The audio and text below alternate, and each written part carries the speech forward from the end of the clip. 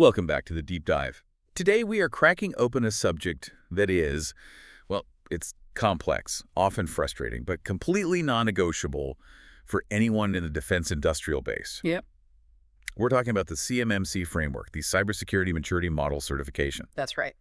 This deep dive is really your instant shortcut to understanding the regulations, the ones governing all that sensitive government data shared with private contractors. It is. And whether you're an IT professional or a compliance officer, CMMC is just essential. So what's our mission today? Our mission is to rapidly build a firm foundation for understanding this alphabet soup, Right. the source documents, the concrete regulatory backbone, and what compliance actually entails. And we have to start by emphasizing the stakes here. This isn't just about checking boxes or, avoiding paperwork. Not at all. As the source material makes really clear, the whole framework exists to protect missions and ultimately the people on the front lines. Precisely.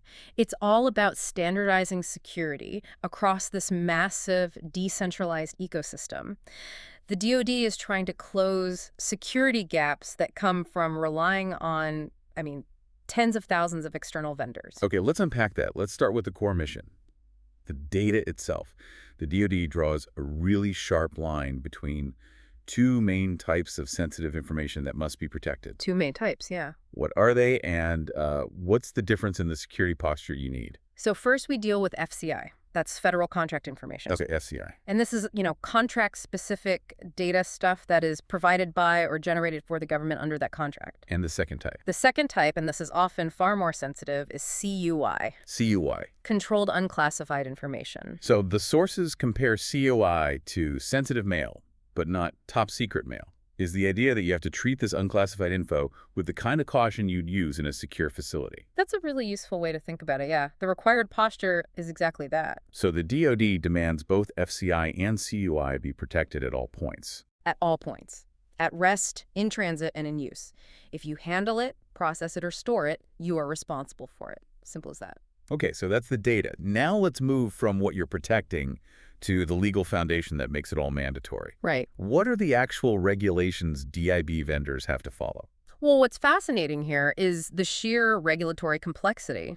You've got Title 32 CFR Part 2002, which is basically the operational guide for CEI programs, how you market, handle it, document it. And the real teeth. The real teeth come from Title 48 CFR. That contains the DFARS, the Defense Federal Acquisition Regulation Supplement. Ah, DFARS. I hear that cited as the mandate all the time. It is. It details all the core contracting requirements. Is there one specific clause in there that everyone just needs to have memorized? Oh, absolutely. If you remember nothing else, remember DFARS Clause 252.204.709. Okay, 709, well. This clause is paramount. It explicitly states the mandate, and I'm quoting from the sources here. It says, implement the NIST SP 800-171 controls or lose your contract. Wow.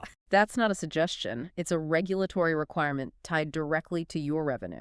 So if DFARS is the law, then the NIST SP 800-171 document, that's the blueprint, the detailed instructions. It's the building code. That's the best analogy. The building code for cybersecurity. Exactly. NIST SP 800-171 provides the 110 controls that form the absolute heart of CMMC Level 2. 110. 110. And it organizes them into 14 distinct domains, everything from access control to incident response.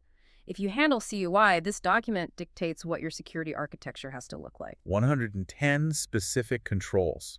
I mean, that sounds like a massive unfunded mandate for small to medium businesses. Is that a common critique? It absolutely is a common challenge. And what's an example of a control that causes the most pain? Well, because compliance requires these huge changes in documentation and procedure, not just technology, we see companies struggle most with domains like configuration management, specifically documenting and enforcing baseline configurations for every single system. Right. It's the procedure, the ongoing organizational management that often fails the audit, not just a missing piece of hardware. That makes perfect sense. It's moving from a reactive cybersecurity stance to something that's formalized, documented, proactive. Exactly. It eliminates all the ambiguity. Okay, let's talk levels. If NIST 800-171 is the blueprint, CMMC provides the tiered framework for how strictly you have to follow it. Right. So break down the CMMC levels for us. You mentioned a security clearance analogy. I did. So there are three primary levels, and they correspond to the sensitivity of the information you hold. Let's start with the basic clearance. Tell us about level 1. That's level 1, the foundational level. This is aimed mostly at subcontractors who only handle FCI. The lower risk stuff. The lowest tier, yeah. It only requires 17 basic practices, things like using antivirus, strong passwords, and crucially, this level is always a self-assessment. A self-assessment. So if it's just self-attestation, how does the DoD make sure that small contractors are actually meeting those 17 practices? Isn't that just the honor system? It is relying on the contractor's attestation, but the risk of lying is the deterrent. The legal fallout. The potential legal fallout, which we'll get into, it's a big deterrent. Fair enough. So what about the advanced clearance? The most common level for anyone touching CUI. That would be level 2, the advanced level. This requires you to implement the full 110 NIST 800-171 controls. The whole building code. The whole thing. This is the standard for handling CUI. And for critical contracts, this level requires an external assessment. Okay, so who comes in to verify those 110 controls are in place? That assessment falls to an accredited C3PAO. A C3PA. Yeah, a cybersecurity maturity model certification third-party assessment organization. That's a mouthful. It is. But they are the objective inspectors who sign off on whether a DIB company truly meets the NIST requirements. And then the highest clearance. Level 3, the expert level, reserved for the most sensitive information. It requires even more controls, often tailored from the broader NIST SP 800-172 framework. And the assessment. It's conducted directly by the government itself. This level of scrutiny, it has to get even more complicated when you talk about modern IT. I mean, specifically cloud services. Oh, absolutely. How does the government manage cloud security under this framework? So many DIB companies use third-party providers. This is where FedRAMP comes in. FedRAMP. Yeah, think of FedRAMP as the government's security testing and approval process. It's like the FDA of the cloud, if you will. The FDA of the cloud. I like that. It provides a government-wide security standard. So if a DIB contractor needs to use a cloud service to store or process this defense info, what's the non-negotiable requirement for that vendor? The cloud provider has to have achieved the FedRAMP moderate baseline approach. Target baseline. Got it. That ensures a standardized, approved level of security, but, and this is a big but, CMMC compliance doesn't stop there. Cloud security is a shared responsibility. Shared how? The provider secures the infrastructure, sure, but the customer, you are responsible for configuring access controls, protecting CUI within that environment, and meeting all the NIST controls on your end. So you both have skin in the game. Exactly. Okay, moving down the supply chain. If I'm a prime contractor, do all my subs need to get level 2 compliance? Not always. They only need to meet the requirements for the information they actually process. So if a sub only handles FCI, Level 1 is sufficient. If they touch CUI, they need level 2. but the prime is still on the hook. The prime is ultimately liable if their subcontractor messes up. The sources really stress that primes have a huge responsibility to vet their subs and make sure they're compliant. Okay, let's turn to enforcement. We talked about the deterrent of the law, who administers these assessments, and what's the nuclear option if you fail. So as we covered, assessments are either self-attestation for level 1 and some L2 contracts, Right. or a third-party assessment by a C3PAO for the critical level 2 contracts. But the consequences of failure? They are genuinely severe. They're worse than just losing a potential bid. Much, much worse. Consequences include the immediate loss of current contracts, contractual liability. But it's not just a fine, is it? No. Failure to meet compliance means the government views the contractor as lying about their security posture when they sign that contract. And that's where the scary stuff comes in. That's where the sources highlight the terrifying prospect of a False Claims Act prosecution. Which means That means heavy fines, penalties, and crucially, triple damages. For a small DIB company, that legal and financial risk can lead to ruin. triple damages. Wow. That makes this whole compliance regime less about aspiration and more about pure survival. It really does. So, to help our listener retain all this, let's just distill the key relationships we've discussed. Absolutely. Think about these connections. Connect CUI, the sensitive data, directly to its governing operational guide. Which was Title 32 CFR Part 2002. Exactly. Then connect the full Level 2 requirements to the 110 controls in NIST 800-171, The building code. the building code. And just remember the CMMC levels as security clearance levels, basic, advanced, and expert, all dictated by the type of data you handle. Okay, that brings this deep dive into CMMC governance, the regulatory backbone, and the assessment process to a close. Let's distill this one more time for our listener. 3 actionable reminders. Go first. First, CMMC exists specifically to protect FCI and CUI across every single organization in the DIB. Second, the core building code for Level 2 compliance is those 110 controls found in NIST 800-171, mandated by that terrifying DFARS clause. And finally, non-compliance carries severe, possibly company-ending financial and legal penalties thanks to the False Claims Act. You know, this aggressive effort to standardize security across the massive DIB ecosystem, it really is a defining feature of modern government contracting. It is. And this raises, I think, an important question for you to consider. How does the application of these specific prescriptive controls fundamentally change how the DIB approaches long-term risk management? How does it shift the focus from just technological tools to mandatory documentation and procedural maturity? An excellent thought to chew on. And we're going to assume that if you're working with the DoD, you probably have a handle on FCI. You know, it's info generated for the government under a contract, not meant for the public. But there's a really interesting exception in there that I think trips a lot of people up. The COTS exemption, commercial off the shelf. Yes. Let's talk about that because it can save some companies a world of pain. It really can. Yeah. So if the goods or services you're selling can be bought in the exact same form from any commercial seller. Yeah. Think about, say, batteries. Okay. If you sell the same AA batteries to the Department of Defense that you sell in a retail store. Then the contract information around that sale is not considered FCI. Exactly. It's the difference between selling a standard laptop and selling a laptop with, custom government encryption hardware inside it. One is COTS, the other is not. Got it. Okay, so now let's shift to the behemoth. CUI. Controlled unclassified information. This is the big one. It's information that the government creates or possesses, or that you create or possess on its behalf. That needs to be protected. Right. And it has to be protected because of an underlying law, a regulation, or a government-wide policy. And this is where it gets kind of ironic, right? The whole origin of this program. Oh, it's deeply ironic. The entire CUI program, its roots, trace right back to the 9/11 Commission report. And what was the main finding of that report? A lack of collaboration and information sharing. Devastatingly so. Yeah. Agencies weren't talking to each other. Information was stuck in silos. So a program created to fix a lack of sharing is now entirely focused on building these incredibly strict barriers to control the flow of information. It feels like a massive overcorrection. That tension is baked right into the system. Yeah. The need to share versus the absolute fear of oversharing. It all started with Executive Order 13556. Okay. But here's the part that I think surprises people. The official executive agent for the whole program is NARIA. Wait, NARA, as in the National Archives and Records Administration, the people who manage the Declaration of Independence. The very same. Why them? Why not, the NSA or some other three-letter security agency? Because fundamentally, CUI is seen as a records management problem, not just a cybersecurity problem. So NARIA manages the government-wide CUI registry. And their guidance is the final word. Their guidance takes precedence over everything. The DoD then comes in with its own instruction, DODI 5200.48, and basically maps NARIA's categories to its own needs. That just sounds complicated from the get-go. You've got two masters you're trying to serve. You do, and within that structure, you have 2 flavors of CUI, basic and specified. Let's break that down. CUI basic is what, the default? It's the default, yeah. The law says you have to control it, but it gives you no specific instructions on how. You have flexibility, as long as you meet the NIST 800-171 standards.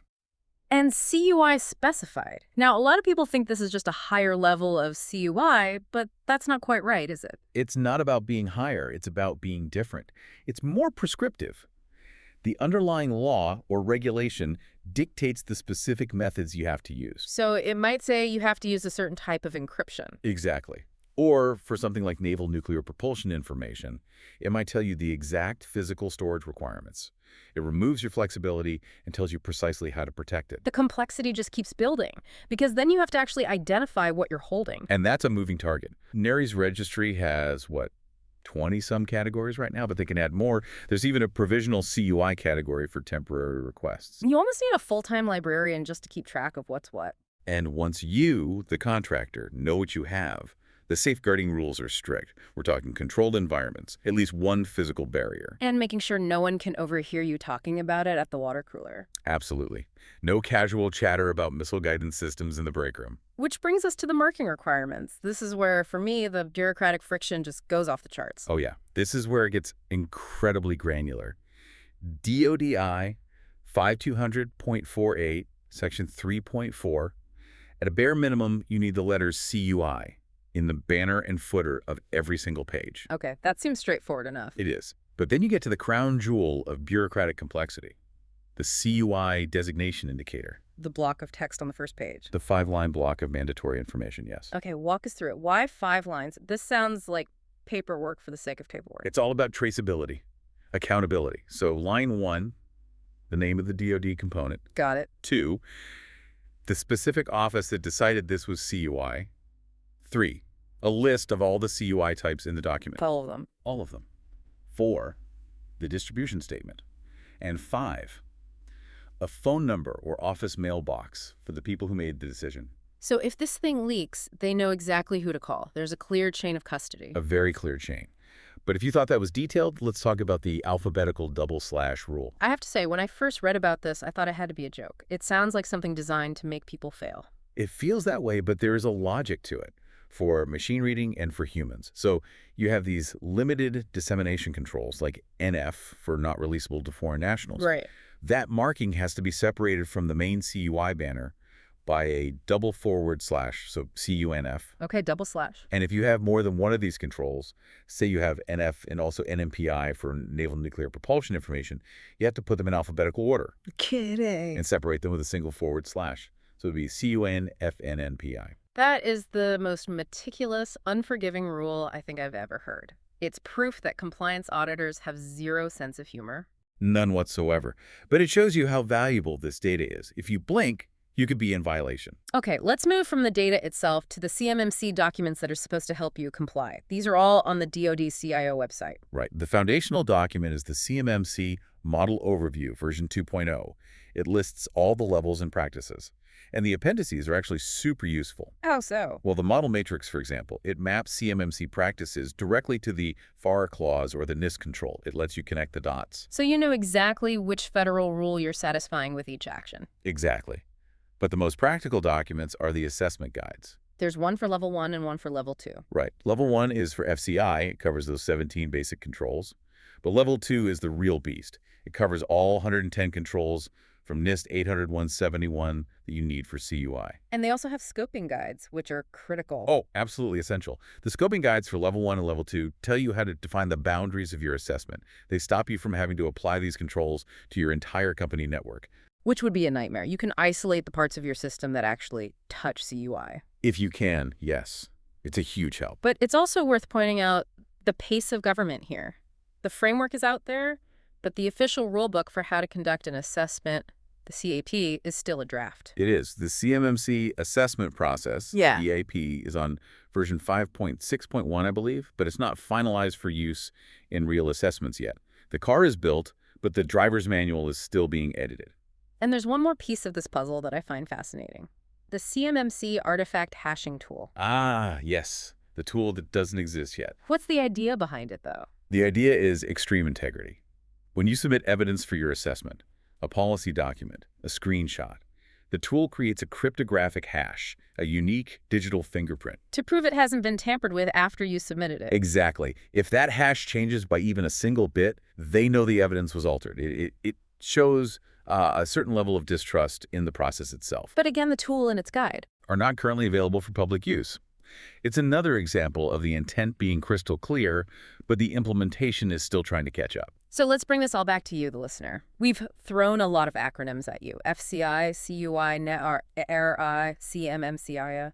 The main thing to remember is that information can't just be called CUI on a whim. It has to be tied directly to a law, a regulation, or a government-wide policy.